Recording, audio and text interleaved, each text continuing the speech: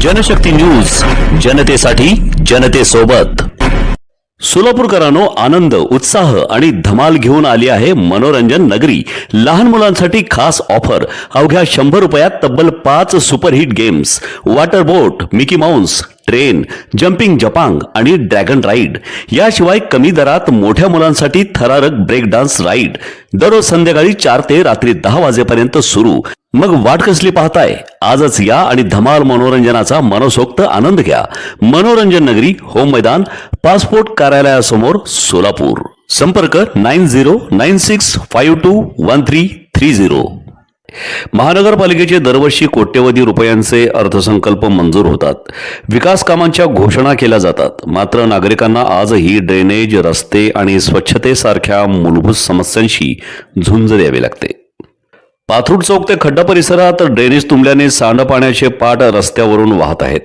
या घाणीमुळे वाहनचालक, पादचारी आणि विशेषतः शाळकरी विद्यार्थ्यांना मोठा त्रास सहन करावा लागत आहे। दुर्गंधी, अस्वच्छता आणि साथीच्या रोगांचा धोका निर्माण झाला असून नागरिकांमध्ये तीव्र संताप व्यक्त होत आहे। धक्कादायक बाब म्हणजे ड्रेनेज तुंबल्यानंतर आजही जुन्याच पद्धतीने लोखंडी रॉड टाकून गटार मोकळे करण्याचा प्रयत्न केला जात आहे। बिचारे सफाई कर्मचारी तासनतास रॉड फिरवत मेहनत घेतात, मात्र ही तात्पुरती उपाययोजना ठरत असून समस्या कायमची सुटत नाही। 21व्या शतकातही हाताने रॉड फिरवण्याची पद्धत सुरू असणे ही महानगरपालिकेच्या यंत्रणेची शोकांतिका असल्याची भावना नागरिक व्यक्त करत आहेत। अशा समस्या सोडवण्यासाठी अनेक महानगरपालिका आधुनिक यंत्रसामग्रीचा वापर करतात। सोलापूर महानगरपालिकेनेही high pressure jetting machine, suction cum jetting machine, combination sewer cleaning machine, super sucker machine, robotic sewer cleaning machine, CCTV sewer inspection camera प्रणाली तसेच मेकॅनिकल डिसिल्टिंग मशीन यासारखी आधुनिक उपकरणे खरेदी करून नियमित वापरात आणण्याची गरज आहे।